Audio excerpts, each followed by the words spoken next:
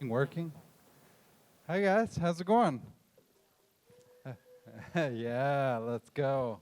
I feel like most people get up here and just start talking about themselves. And I know there's only a few of you in the room, but how many of you are artists? Anybody? Okay, got 3 or 4 of you. What are project managers, project founders? Any of that in here? Yeah, ish. I just like to know, why is everybody here? Why are y'all here? Does anybody want to say that? Visiting New York? Anybody else? Entertainment? I like that. Just for fun? Nice. Love it. Who else? Anybody? Quiet crowd today. Well, my name is Jeremy. I'm from Nashville, Tennessee, and I've been a photographer and an artist for, 20 years. First got into the NFT space when I first heard about Beeple a few years ago, and hesitantly tried it, dipped my toes in the water, and then was just way overwhelmed by the verbiage, the lingo. Anyone relate to that? Yeah, a couple of you. And so then I bailed out, and then because I just thought I couldn't do it, thought I was too stupid, and was like, no thanks.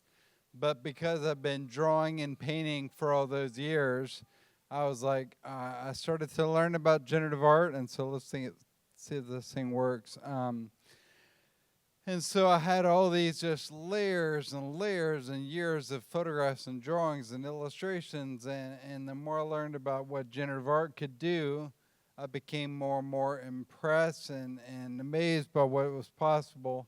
And so I collaborated with a group called Transient Labs. I'm not sure if anybody's heard of them, but they're doing some of the most cutting edge, to this day, cutting edge, interesting work in the space. And so my first foray into NFTs was this project called Block Queens on OpenSea.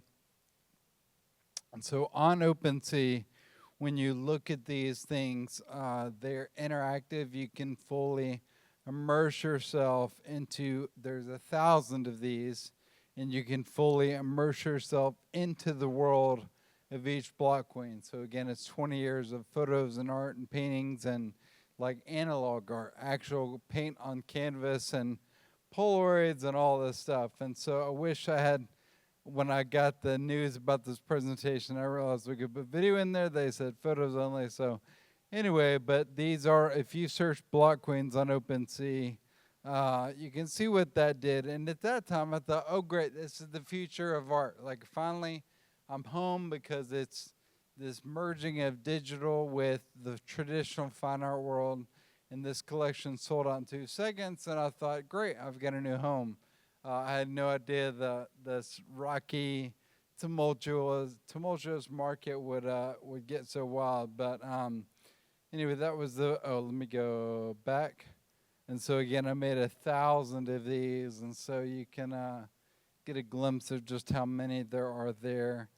And then my second foray was in the studio back in Nashville. I do this crazy thing every single day where I do 1-minute photo shoots with a whole room of strobes and lighting and total chaos. And so because of that process, I invented the first ever way to move light through a photo. And then working with Transient, we realized we could actually make it to where with your finger, you can literally change the analog lighting in the portrait. And at the time, it sold for, I don't know, 40 grand. Someone is now trying to sell it for $11 million. That'll never happen. But if you go find this on Super Rare right now, with your finger, you can control the lighting in the portrait, which was the first of its kind. Again, I'm just kind of giving you a history. I'll talk about my total and utter mental meltdown here in a few. But this was kind of at the height of me trying to figure out the space. But again, it had never been done before. And so I've got 4 of these currently on Super Rare, where again, you can control the actual light in the room, in the photo, with your fingertip. Not like AI, not generative, like actual control the light with your finger. It's pretty cool. And so then I was amazed. I don't know if you have heard of the Phillips auction house, but they sell work by the greatest photographers that have ever lived. Ansel Adams, Annie Leibovitz, Richard Avedon. I was just at their museum this morning. First time I ever got to see it. But they did an auction 2 years ago, fall of 22, and they auctioned off 70 or so pieces, and it was Irving Penn, Ansel Adams, Annie Leibovitz, Richard Avedon, and somehow myself. And it was the first ever NFT that was auctioned off in this at Phillips. And so then last year I had another idea that was pretty insane. I wanted to create 10,000 completely unique NFTs in 20 minutes.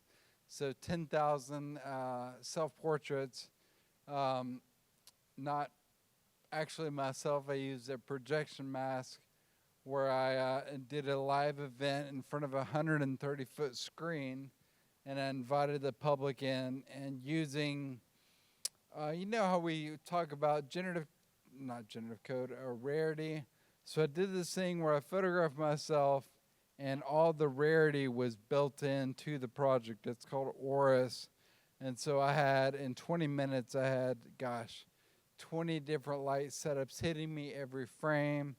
I had 300 AI backdrops behind me, another couple hundred projections on my face, and every single click of the button, everything would change. So I was shooting like this, on burst mode. I had a classical musician playing, and it was total chaos. But the sad part was that day literally was like rock bottom of the NFT industry.